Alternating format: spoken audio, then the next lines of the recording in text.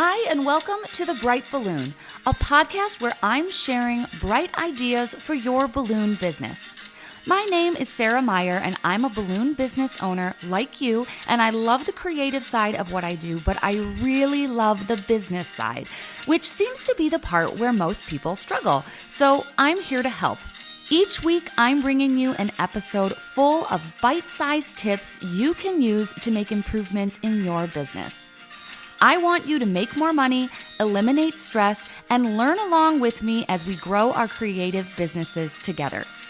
Welcome to The Bright Balloon, presented by 17 Hats. Hello and welcome to this week's episode. Buckle up, because if you want the exact steps to how to build $1 million business, this is the interview for you. Today, I am chatting with living legend Chris Potts, who is the owner of Balloon Masters in Buffalo, New York, along with his wife, Marlene, who has already been on the podcast. And this episode is special because it was recorded live from the Tuftex Experience. So if you hear any noise in the background, that is why. But it was so fun getting to do some live podcasting and actually being in the same space with the person I was interviewing. And a special thank you to Chris, because he took time away from his really busy teaching schedule, where he was an instructor at the event, to sit down and give me this awesome interview. So his business has been around for decades. He talks about how he and Marlene started this, years and years ago, and the ebbs and flows, what comes along with growing a business this size. He talks about their amazing workspace and how they bought the building, how they grow a staff, how they manage people. There's so much in this interview. If I had just gone to the Tuftex Experience, sat down and had this conversation with Chris and come back home, my time would have been worth it. That's how much I gained from this conversation. So I'm so excited to be able to share it with you as well. Chris is one of the most humble people I've ever met. He shares knowledge like no one else I've ever met in the industry. He's just so giving in all the information that he has. I think he really loves helping people. He loves seeing businesses grow. And we are aligned on so many of our business practices and beliefs that it was just a really fun interview for me to get to do. So thank you so much to Chris. Thank you so much to Tuftex for allowing me to do this at the event. It was so fun. I was a little bit nervous, but all the tech worked out for the most part. Like I said, if it sounds different, that's because we literally recorded this in the hallway during the event. So that made it extra exciting. Let's take a quick break and head to the U-Glue hotline for some great advice that sticks, and then get into this conversation with Chris Potts from Balloon Masters. Welcome to the U-Glue hotline, where we discuss great advice that sticks, brought to you by ProTapes. ProTapes is a leading manufacturer of specialty tape products like Pro Artist, Pro Gaff, and our favorite balloon tape, U-Glue, which helps you create amazing balloon arrangements and decorations. If you have a tip, send me a DM on Instagram at The Bright Balloon. Today, I have an organizational tip to share with you, and that is printing and laminating little cards of your materials to keep in your kits. So I have an installation kit and I have a marquee installation kit, and each of those bags have different things that I want in there at all times. So instead of trying to remember all the supplies that I need, I simply wrote out a list, laminated it, and I zip tied it right to the zipper. So whether I'm reloading my kit or if my employee is reloading and cleaning out my kit in between jobs, there is a no-guess system in place as to what needs to be in there. So, for example, scissors, 260s, hooks, you name it, fishing line, magnets, anything that I need every single install. We just have a list, so it's really easy to replenish. And then I have another kit for marquee installations. I have a leave behind box with extra bulbs. I have extension cords. I have tape. All the things that you could need for that install live in a bag, and there's a little checklist, so cleaning out and replenishing is not left up to memory. Welcome, Chris Potts. Hey! The legend. You are my favorite. I'm so excited to finally interview you. Let's kick it off with an introduction if people don't know who you are. All right. Well, I'm Chris Potts, and you are one of my favorites. Let's just say that. We align our ideas and our business ideas are just lockstep. So yeah. I really love your podcast, and I just think you're great, too. Thank you. But I've been doing balloons for a long time, 20 plus years. My she was my girlfriend at the time, but Marlene, we ended up going to a franchise show and buying a stuffing machine and kind of got into the business that way, doing malls and retail. And we did very well, but it was a lot of work. And we quickly realized that the money is in these air-filled balloon decor. Yeah. So again, somebody asked us to do a wedding early on, and we said, of course we can do it. And of course we couldn't do it because we had no idea what we were doing. So we took some classes and we just started from there, just figuring out that, air-filled balloons wrapped on frames was really the way to go. Yeah. So we just kind of progressed from there. And so we've been doing it. Yeah. 20, how many years? You said 25? It's closer to 30, probably, to be honest with you. Wow. So from the very first classes that you took to now, so like we're live from the Tuftex Experience. Right. How has that side of the industry changed? Well, back in the day, it was a lot of the techniques were different. We did a lot of stacking of balloons with monofilament line, and it was all this figure 8 and everything. And now it's just tying neck to neck, or using your technique when they do the garlands with the little links in between. Yeah. And there was no such thing as organic back in the day. It was always precision walls and arches and columns, but it was no organic. So now organic drives the industry. It's 90%. It's really taken balloons to the next level. Yeah. It's great. I love organic. I love classic, obviously, because it's mindless. And I mean, I like classic how it looks. I think it's clean.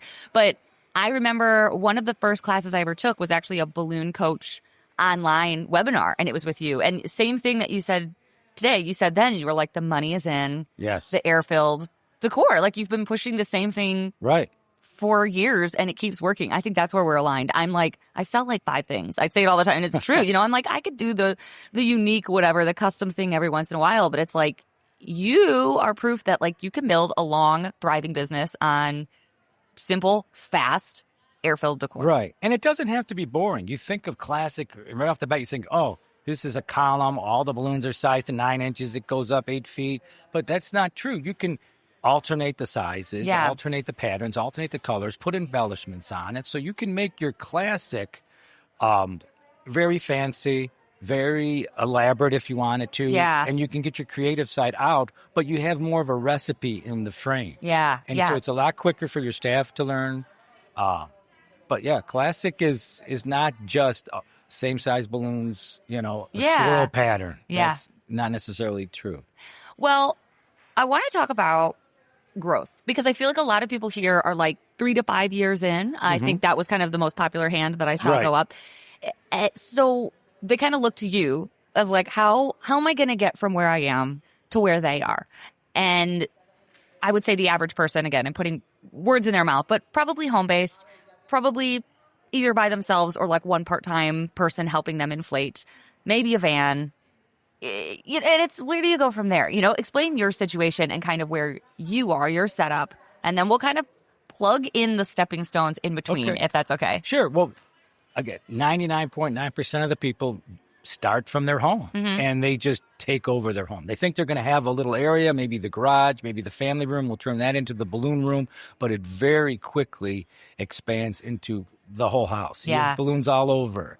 So everybody starts the same way. So we were there, and then we started expanding and doing different locations and renting spaces. And right now we actually own our own store. So we bought a freestanding building.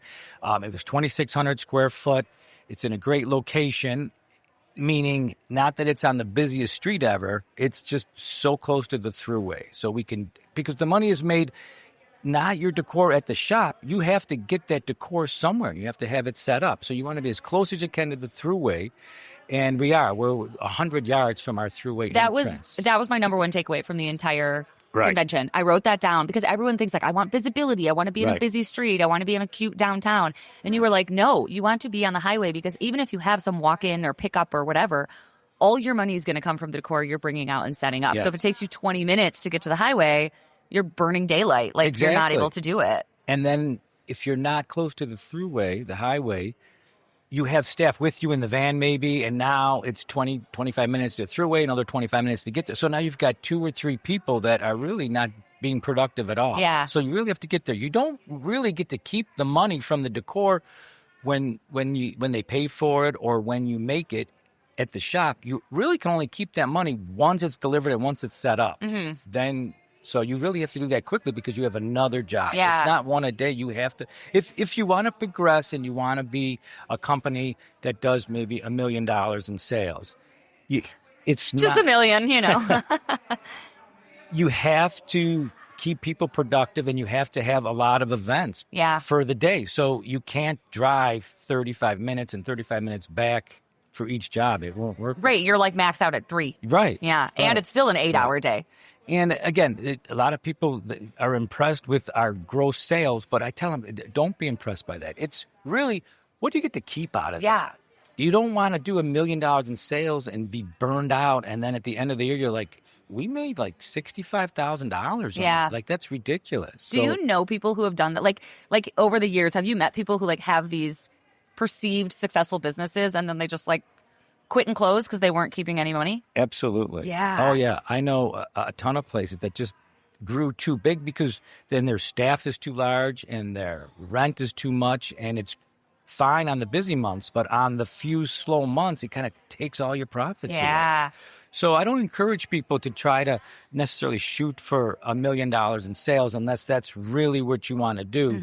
But just try to be as productive as you can and try to keep as much money. I mean, why not try shooting for $250,000 but keep $100,000? Yeah, that would be a great business. Exactly. And where are you with staffing? Because I think that's where you're doing it better than a lot of people. Like I find it hard to figure out how to hire one full-time staff person because I'm like, I don't have enough for them to do, but you have a lot. Yes. So one thing that I'm kind of proud of is that we do a very high gross sales, and we only have 4 staff. So I thought you had more than that. No, it's just Marlene and I and 4 staff. Wow. But the trick is, and our philosophy is, again, try to be a one-man show on the setup. Yeah. So I'll load up the van and I'll go set up arches by myself. I'll set up walls by myself. And yes, it would be easier if I had somebody go with me. But again, how much time am I really going to save? It's, again, 20-minute ride there, 20-minute ride back, the setup. A lot of times you get on site and then you have to find somebody, okay, where exactly does this go? Or we didn't think about this. There's a lot of thinking. And when you have 2 or 3 staff with you, then it's all downtime for 2 or 3 staff. They're just standing there waiting. I want my staff to be still at the shop making stuff for the next job, the next day, 2 days later, 3 days later. Yeah. And that's the great thing about having staff. You're like, well, I don't have any jobs Monday, Tuesday, Wednesday. It's only the weekend. But with air-filled balloons, you can start on Monday for a job that's on Saturday. Yeah. Do you, help me with scheduling here, because I think events are hard, getting it to be appealing to people. Like, well, there's this thing at 7 a.m. and then we have to kind of kill time. And then there's a takedown at 11 p.m. Right. And then there's one random thing on Sunday. Like, how do you schedule that? Are your people just hourly and whatever falls during the time they're working, that's what they do? Or do you schedule certain people? Well, we've got a couple of situations. We've got a really great staff, and they love being creative. Okay. Where I'm just the opposite. I don't like being creative. I like being productive. So I let them do all the foofy stuff, So we're a great team together. But as far as the schedule goes, and again, the number one thing I look for when we hire employees is their availability. Okay. That's the most important thing. In a perfect world, you want somebody to say, hey, I'm available 7 days a week, anytime. I want to work anywhere between 10 and 30 hours, And then you can kind of plug them in. Yeah. Nobody has a set schedule. In our company, it doesn't come out until Sunday. We look at the schedule, and the full-time girls, I give them a day off sometime in the week, or I try to give every other Saturday off. I try to work Sundays all by myself. I don't like to have the staff work. So everybody has pretty much off Sundays. You work maybe 2 or 3 Sundays a year.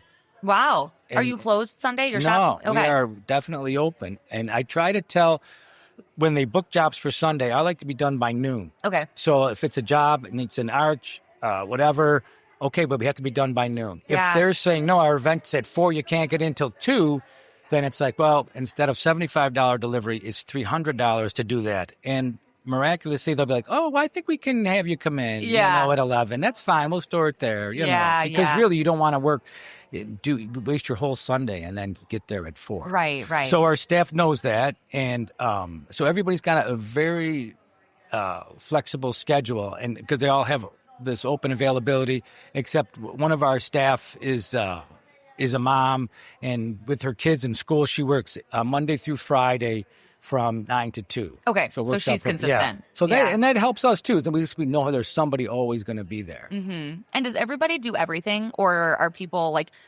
if you need to inflate a bunch of helium balloons really fast, does that go to someone who's really good, or they all just are trained in everything? They're all trained in everything. Okay.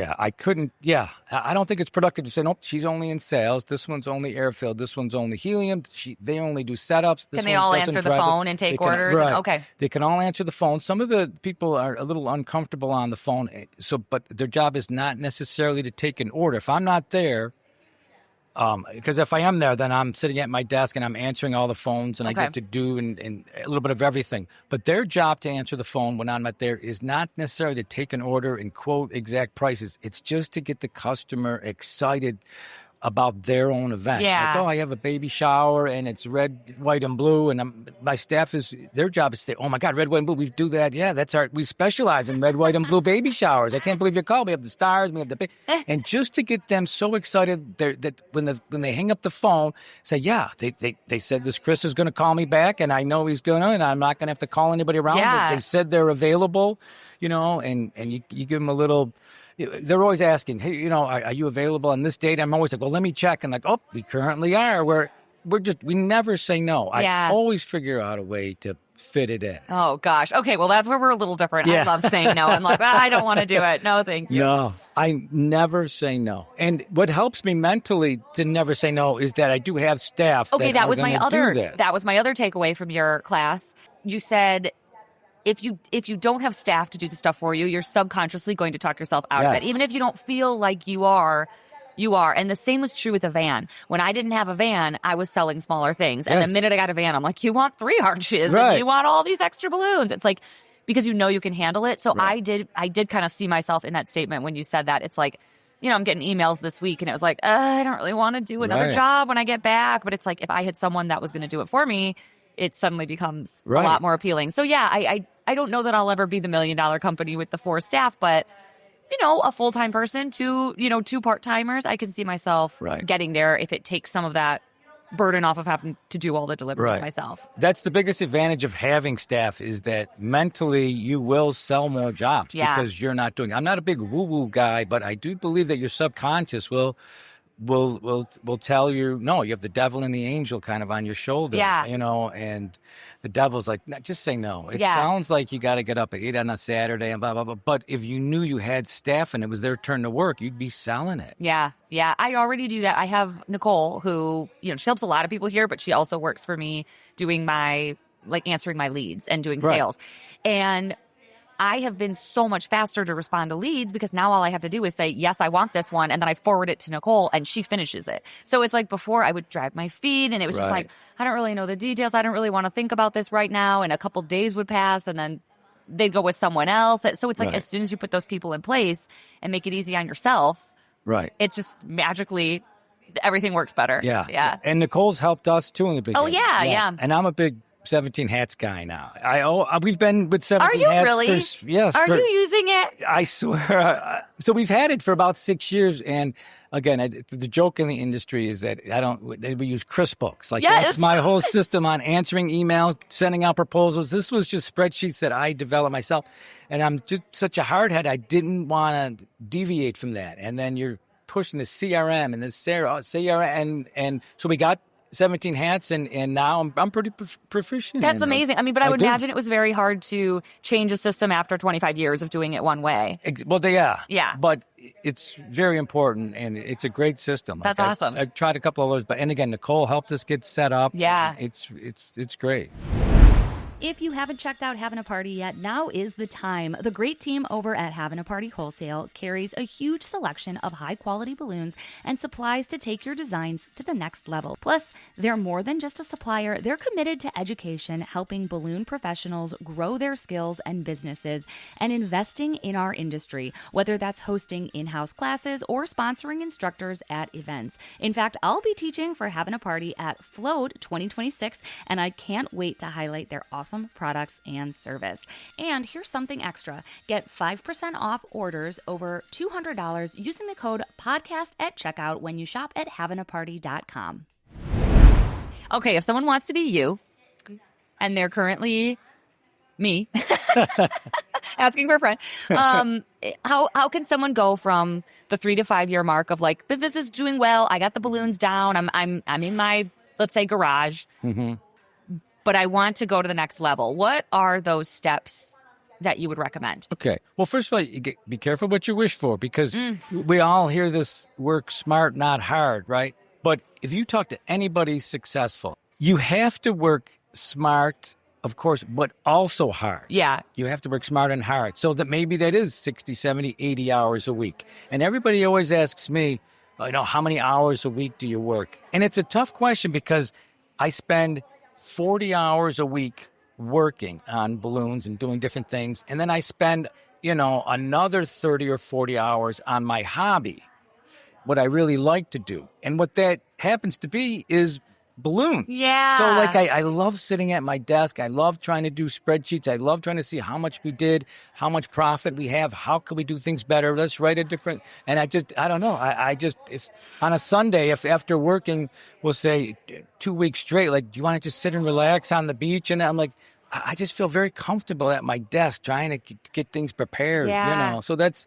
I agree. I'm like, my hobby, I love that. Like, your hobby is also your job. I mean, so like, we're very lucky in that sense. Right. But agreed. I'm like, for me, a vacation is coming here and spending an entire week doing balloons. Like, that is so fun for me. Like, I take time away from work so I can come and learn more things about work. Like, right. I love that. Or I listen to a business audiobook. I'm like, I love thinking about this stuff. Yeah. Like, as a workaholic, but it's like, sorry, guilty. I love it. Well, see, that's how we are. We're both the same mindset with that. So we are lucky. And again, it's a little sad, because that I'm like, people like, I work to live, right? Everybody wants to achieve that. And I'm almost the opposite. Like, I live so I can work more. Yeah. But believe me, I take my time and I love, relaxing. Let's do a sidebar real quick. How are you able to be here this week? Because you and Marlene are both here. Right. What's happening back at home?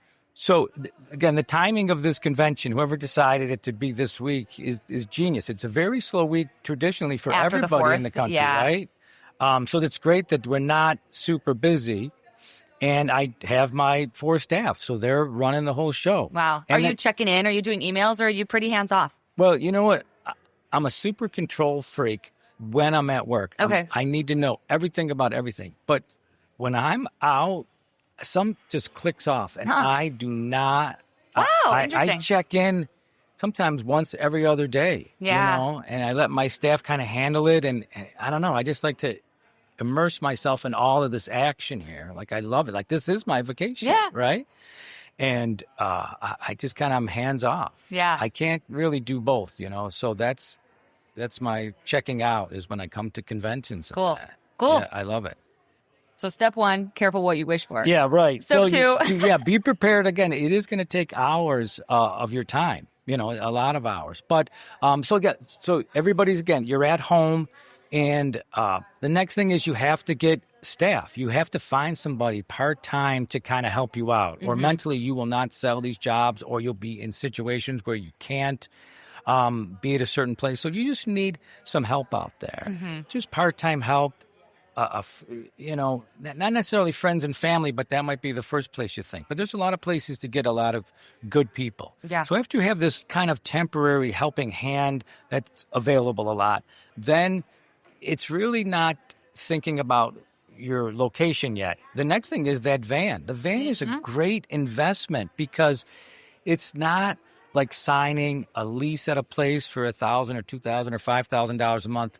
Yes, you have this car payment. Let's say you buy a nice big van, and the van is used, and maybe it's $40,000. If things went south 2 years later, that van might still be worth $35,000. Yeah. So it's not a big risk buying a van, but it is so helpful, because now my whole philosophy is you make things at the shop, you load up in the van, and it's taken it, and you do it Yeah. just setting up on site. Well, a lot of people inflate on site. I used to do that, and it's like you couldn't do a job in less than 3 hours, right. you know? Yeah, and there's a lot of stress trying to be there, and there's always a situation you get there, and it's not ready, you got to be later, you have to be in a corner, and then you start in this corner, and they have to need that corner, and then you're moving it.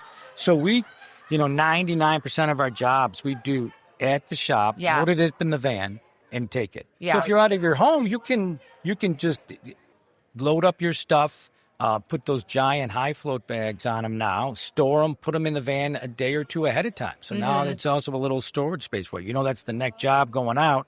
You load up your van and then you take everything. So a van is a great step that you should do sooner rather than on my later. big weekends when it's, really busting at the seams in my little converted 2-car garage, like the van, it's like gets half the stuff out of there. It's storage space, and you're like, okay, I can move again. And then when that's out, as soon as things start leaving, I can start breathing because it like starts clearing out. Right.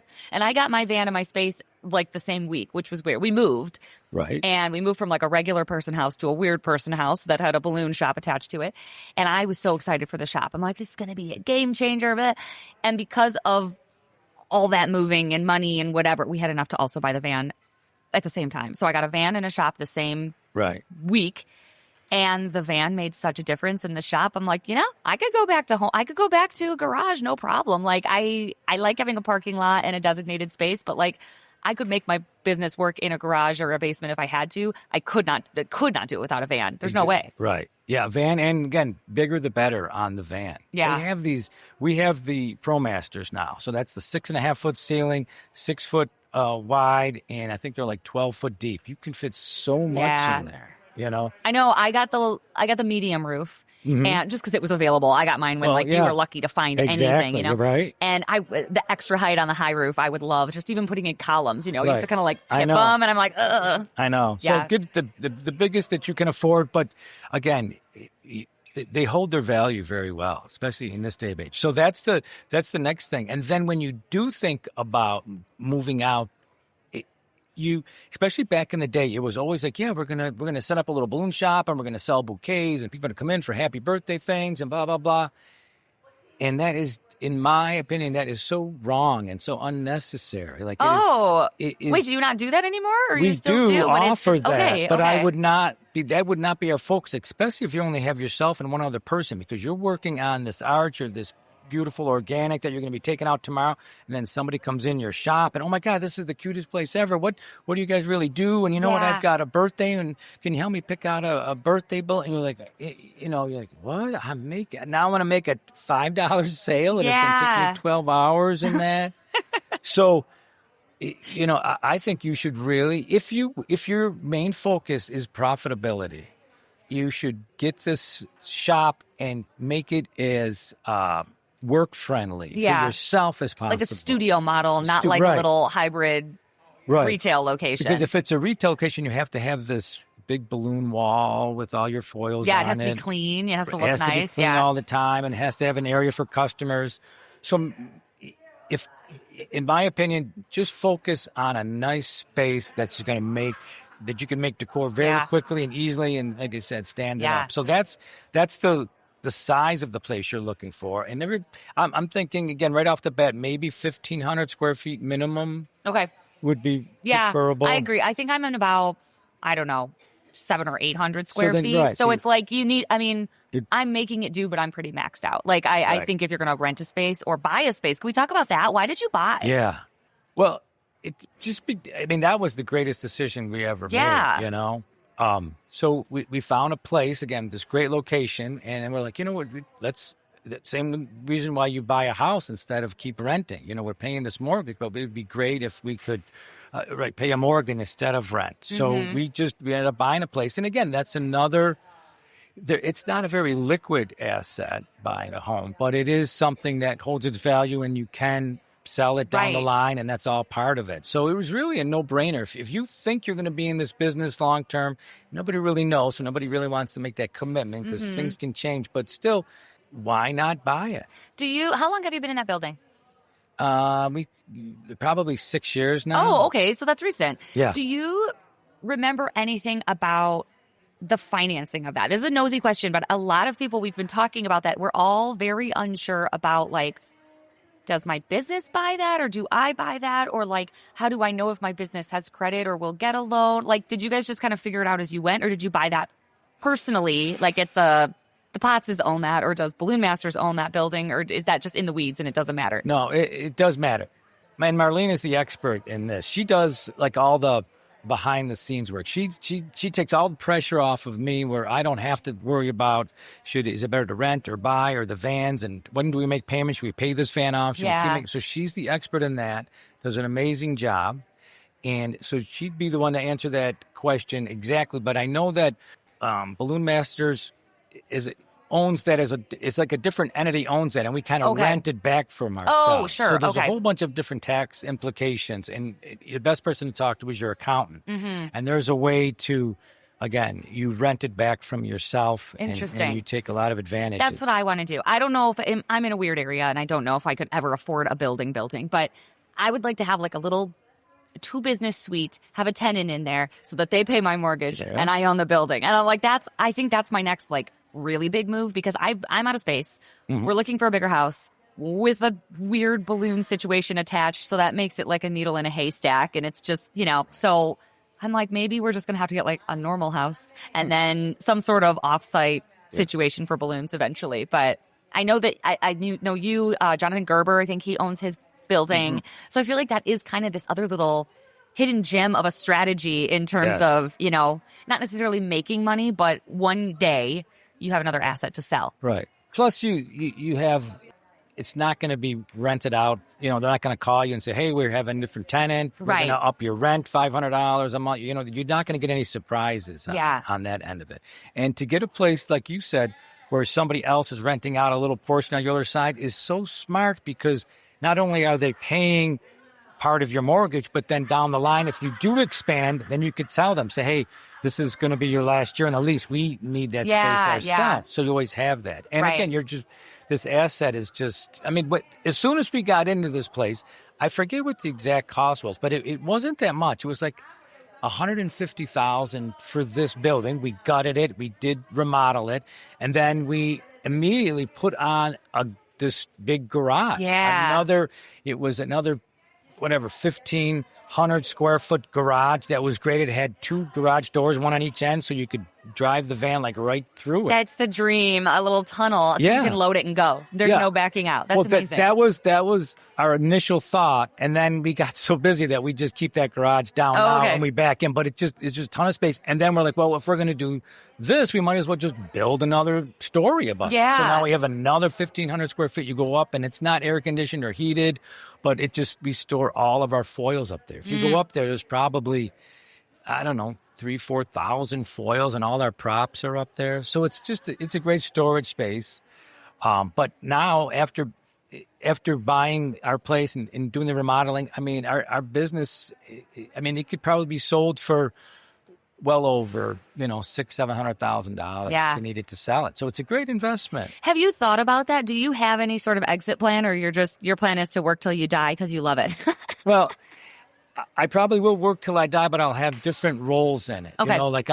I thought about selling it, and that's always tough to put a price on it. Do you do, 2.5 times your profit for the year? But I think I would love to always be part of it. And so I think I'm going to just hire a manager that's maybe like part owner, or just somehow tied into the sales, somebody that really loves the business like I do, and I'll kind of step back a little bit. I would love to just travel around the country and help other balloon artists on their jobs. I love going to Florida. I love in the winter, so I fly down Gary, there. You just road trip around. So he does it like that's his full-time gig. I only lucky enough to do it a couple of times a year. But I would love to go away and then have somebody still run Balloon Master. Yeah, well, I had a similar conversation with Brian Getz, who I really appreciate talking to him about this stuff. And he kind of changed my thinking, because he was like, you could sell your business for like a couple, you'd be lucky to get $100,000 in most cases. You guys could get more. He's like, or you can't really even sell anything unless it's turnkey and you have someone running it. So if you have someone running it, why not just let it keep going and you take a little cut of it, and it just keeps running in the background. Exactly. So I'm like, I don't know that I'll ever have anything valuable to sell other than a client list and some stuff, but even that, there's value there. But I'm like, if you get it where it's running by itself, then just keep taking your portion. Right. Yeah. Exactly. So that's what we're going to do. We're going to have a manager or maybe two that kind of take over, and we'll just kind of oversee and make owners' decisions and let them take care of that. Yeah. But cool. I'll always be part of it. Want more behind-the-scenes tips, mindset shifts, and real talk about growing your balloon business? Then you're going to love On the Bright Side, my private podcast feed just for decorators who want more ease, income, and insight. When you join the email list, you'll instantly unlock 3 of our most popular bonus episodes, totally free.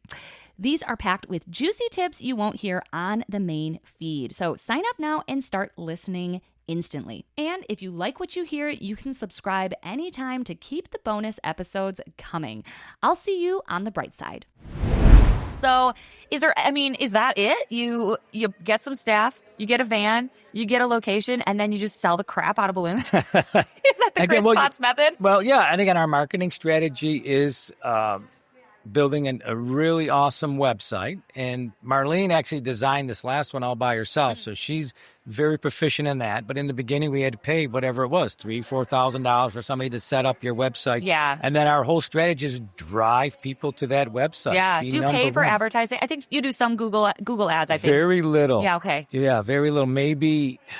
Marlene told me she'd help me. I was like, these are confusing. Yeah, maybe $1,000 a year. Okay. In advertising. Yeah, everything is, again, she's very good with social media, but our focus is on corporate decor. And so we do a lot of, like, I'll find events that are happening, and then I'll find out, who's in charge of it. It's very easy to get this information, and then I'll send them. It's kind of cold calling, but not face-to-face cold. You do it via email? Yeah. Interesting. So okay, easy. cool. And I need to be better at that. Yeah, I send them a lot of pictures, and so I'll actively pursue, these new clients. Well, that's another way, like this, going back to the subconscious thing. I'm like, well, I have so much work, I can hardly handle it. Why am I going to be marketing to all these people? Why am I going to be reaching out to this walk? It's probably the same weekend that I already have another thing, and so I'm bottlenecking my own business because I know that I'm the one who has to do the work. Exactly. Versus, like, if I get this sale, I don't have to do anything.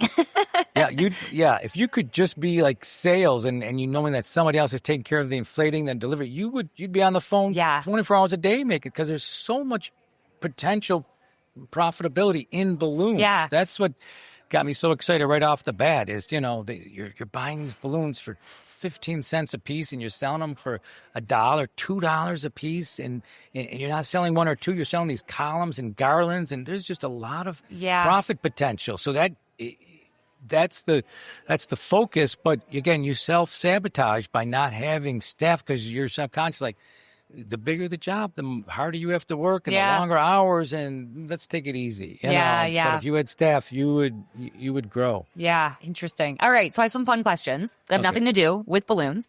What is your most used app on your phone? The most used app. Well, I use Duolingo every day. You do? I absolutely do, because I got some advice from Sarah Myers. She said, pick something and do it every single day. And, I quit Duolingo so long ago. So, yeah. Dennis is doing it too. Dennis Scott, he started doing it, and he's on day like 1,000. And he's I can't break my streak. Yeah. So, probably Duolingo. Oh, interesting. Cool. One of the other questions that I asked yesterday at lunch, and we were going to do like a rapid fire episode, it was, who would you put on your Mount Rushmore of balloon people? And the answers were really different, because a lot of people here have been in business a lot, fewer years than you. I'm curious, who are those legends for you? Let's see. I mean, there's just so many people I'm in awe of. I mean, business-wise, and I'm not saying it because you're sitting right across me, but your mindset is just incredible. I haven't earned my place yet. Earned my place. Your mindset, and I mean, your decor, again, you were... you won all these awards and the Float Designer of the Year, but it's your business mindset. It's just, I listen to your podcast and I'm always like, yep, that's exactly. Well, I was not fishing for a compliment, but thank you. Right, I appreciate it. I would say, and I just, let's see, who do I really, look up to? Jenny Porter's terrific. I love her work. Well, and I didn't know that she learned from you guys because of one of those like vendor fairs. Yeah. That's how you met? She said that in her class. I had no idea that's how you guys connected. Yeah, Marlene was doing a trade show. She used to work, and she was one of for Balloons Online. So she worked there and she was doing a trade show for them, selling some Sempertex balloons. And Jenny and her husband came over to the booth and said, "Oh, we do furniture and we're looking to do something a little different." She goes, "Oh, do you ever think about doing balloons?" Yeah. And Jenny's like, "Yeah, maybe." And I then had so no they idea. talked early on. And then now she just progressed into this amazing decorator with this attitude that is just so fun. Yeah. Like I was just with her, today she was inflating balloons with Kristen, and they're just it makes things look so easy, and their stuff is so good. Yeah. So I do. I like looking at her stuff. Yeah, I have to think about it. I don't want to say. Yeah, no, it's a hard one. I put you on the spot. Cool. Yeah. And let's wrap up with one piece of business advice that you would share with listeners. Something small. Again, just focus on corporate decor and don't get so overwhelmed with stuff that you see online that's so elaborate and crazy, and think that you're not going to make it in this industry because you can't even fathom how they did that, and you'll never be able to do it in your mind. And you're like, well, maybe I don't know. I'm not gonna succeed. It's just, just have confidence in yourself. Go after corporate decor because your events are going to repeat, and just sell stuff that you like to make. And it'll work for you. Well, thank you so much, Chris. I've been wanting to interview you for years upon years, so I'm so glad that we got to do it in person. Yes, I How know. fun! This is great. Well, This thank is you great. so much. All right, Sarah. Thank you. Thanks for listening to this episode of the Bright Balloon Podcast presented by 17 Hats, my go-to system for booking, billing, and managing my balloon business with ease. If you're ready for more mindset shifts, mini trainings, and strategies to help you grow a profitable, sustainable business, join me on the Bright Side, my private podcast feed just for decorators who want more ease, more income, and more insight behind the scenes of my balloon business. It's just $5 a month, and you can sign up right now in the show notes wherever you're listening. I'll see you on the Bright Side.